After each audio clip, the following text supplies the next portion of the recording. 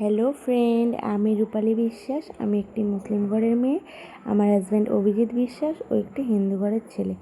আমাদের দুজনের কিভাবে রিলেশান হয়েছে এটাই আমি আজকে তোমাদের সঙ্গে ছোট্ট করে শেয়ার করব। আমি ছিলাম একটি মুসলিম পরিবারের শান্ত স্বভাবের একটাই মেয়ে, আর আমার ছিল একটা ছোট ভাই। আর আমাদের দাদা ভাইয়ের দুই ভাই, ও ছিল ছোট। তো আমাদের প্রেমটা শুরু হয় রং নাম্বারে। দুজনকে কখনো চিনতামও না, জানতামও না। ওর বাড়ি কোথায়, আমার বাড়ি কোথায়, অনেকটা ডিফারেন্স, নেই 6-7 ঘন্টার ডিস্টেন্স ওর বাড়ি আর আমার বাড়ি। তো এইভাবে শুরু হয় আমাদের সুন্দর, মানে কি বলবো, সম্পর্ক, যেটা শুরুয়াত রং নাম্বার থেকে। তো রং নাম্বার থেকে প্রথমে হয় বন্ধুত্ব থেকে হয় ভালোবাসা। আর ভালোবাসার জন্য মানুষ কী না করতে পারে, এটা আর মানে নতুন করে বলার আর কিছু নেই।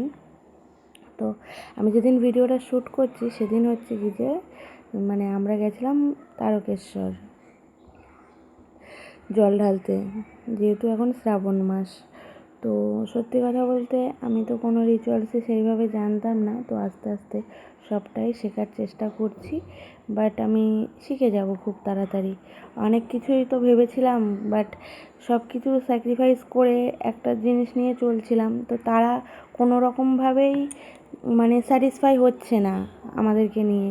যেটাই করি তাতেই তারা খুঁত বার করে। তো চলো, তোমরা যেটা ভাবছো আমি সেটা নিয়েই থাকি। যেহেতু আমার শ্বশুর শাশুড়ি সবাই আমাকে এখন আপাতত মেনে নিয়েছে, তাহলে আমি তাদেরকে নিয়েই হ্যাপি থাকি, খুশি থাকি। তাদের ধর্মটাকে নিয়েই চলতে হবে আমাকে, যেহেতু অন্যরা অ্যাকসেপ্ট করতে পারছে না, করতে চাইছেও না।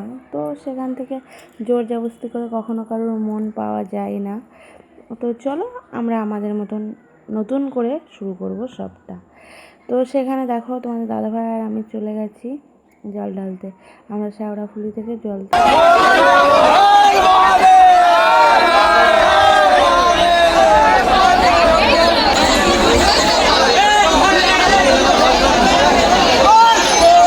শাঁখা সিঁদুর পরে ভিডিও করছি, কারণ আমি শাঁখা সিঁদুর খুব কমই পরতাম, তো মানে পড়িনি। তো এখন যেহেতু সবটা মানে আমার হাতের বাইরে চলে গেছে, তো আর সেখানে আমার হাজব্যান্ডকে নিয়েই থাকতে হবে, যেখানে কেউ আমাকে অ্যাকসেপ্ট করতে পারবে না। তো তার জন্য তারটাকে নিয়েই আমাকে চলতে হবে। আমি একদম চোখ বুজিয়ে আমি এই ধর্মটাকে মেনে নিয়েছি। ঠিক আছে, যে নিঃস্বার্থের ভালোবাসা আছে সেটাই আমার দরকার, আর আমি সেটাই চাই।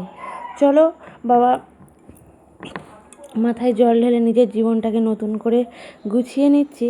আর এই যে আজকেই আমি তোমাদের আমার সেকেন্ড ব্লগ শেয়ার করছি। তো সত্যি কথা বলতে, আমি যে পারবো, যে মেয়েটা এক পা হাঁটেনি জীবনে, সত্যি কথা বলতে ছোটোবেলা থেকে মানে আমি কখনোই মানে অনেকটা দূর পায়ে হেঁটে যাইনি। মানে আমি খুব কুঁড়ে স্বভাবের একটা মেয়ে, শান্তশিষ্ট। তো সেই মেয়েটা এতটা রাস্তা যে খালি পায়ে হেঁটে যাবে সেটা ভাবনার বাইরে ছিল। কিন্তু জানি না কিভাবে এত শক্তি আমি পেলাম, মনের জোর, বল, যেটাই বলবে সেটাই। কোথা থেকে পেয়েছি আমি তোমাদের বলতে পারবো না, বাট আমি পেরেছি। তো দেখো, ওখান থেকে চলে আসার পরে নেক্সট দিন আমার মানে শরীরটা, তারপরে 2 দিন আর আমি কোনো ভিডিও শ্যুট করতে পারিনি। তারপরে 2 দিন পরে তোমাদের দাদাভাই বলছিল, আমার যেহেতু একটা কাজ ছিল, মানে কিছু কাগজ জমা দেওয়ার ছিল, ইম্পর্টেন্ট ডকুমেন্টস জমা দেওয়ার ছিল, এই প্যাকেটটার মধ্যে আছে। তো ও বলছিল ঠিক আছে, তোমারও কাজটা করে আসবে, আর আমিও হচ্ছে কি যে বাজারটা সেরে নেবো, যেহেতু ঘরে কিছু নেই। ঠিক আছে চলো। তারপর যাওয়ার সময় দেখলাম আমি যে কাজটা করব সেখানে বন্ধ, ওর সঙ্গে আমিও বাজারে গেলাম। তো সেখানে যেতে যেতে একটু একটু করে ভিডিও নিচ্ছিলাম। তো দেখো, রাস্তাটা খুবই সুন্দর, খুবই সুন্দর। মানে রাস্তাটা সুন্দর বলাটা ভুল, জায়গাটা সুন্দর, গাছপালা যেখানে আছে সেখানের পরিবেশটাই অন্যরকম লাগে, তাই নাই কি বন্ধুরা? তো শোনো, আমার সঙ্গে থাকো, এইভাবে নিত্য নতুন সুন্দর সুন্দর ব্লগিং ভিডিও পাবে। আর আমাকে শাঁখা সিঁদুর পরে কেমন লাগছে তোমরা বলো। আমার ফার্স্ট ভিডিও শ্যুট এই শাঁখা সিঁদুর পরে। তো তারপরে দেখো, আমরা বাজারে চলে এসেছি, তোমাদের দাদাভাই আলু টালু নিচ্ছে। আমি তার ফাঁকে ফাঁকে না খুবই লজ্জা পাই ক্যামেরা মানে করতে, সবার সামনে লুকিয়ে লুকিয়ে একটু একটু করে ভিডিওগুলো শ্যুট করছিলাম, যেহেতু তোমাদের সঙ্গে শেয়ার করব তার জন্য। তো চলো, এখানে মানে তোমাদের দাদাভাই একটু একটু করে বাজার করছিল, আর আমি সেইভাবে বাজারের কোনো কিছুর দামও জানি না, আর আমি কখনো বাজারে আসিও না, বাজার করতেও পারি না। তো ও করছিল আর আমি লুকিয়ে লুকিয়ে একটু একটু করে ভিডিও করছিলাম।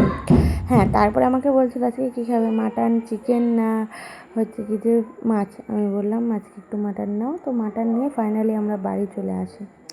তো বাড়ি চলে আসলাম। এবারে আমি রান্না বান্না তো সারতেই হবে, যেহেতু ঘরের কাজ, এগুলো তো করাই আমার কাজ।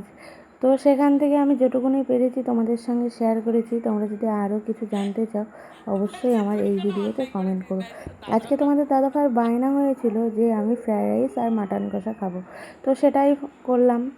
কি করব, হাজব্যান্ডের কথা ফেলা যায়? আর তোমাদের দাদাভাই সব কিছু নিয়ে চলে এসছে। দেখো, ফ্রায়েড রাইসের মানে যে চাল, তারপর যা কিছু আছে যাবতীয়, আর আমি যেভাবে রান্না করতে পারি টুকটাক সেইভাবেই তোমাদের দাদাভাইকে রান্না করে দিচ্ছি।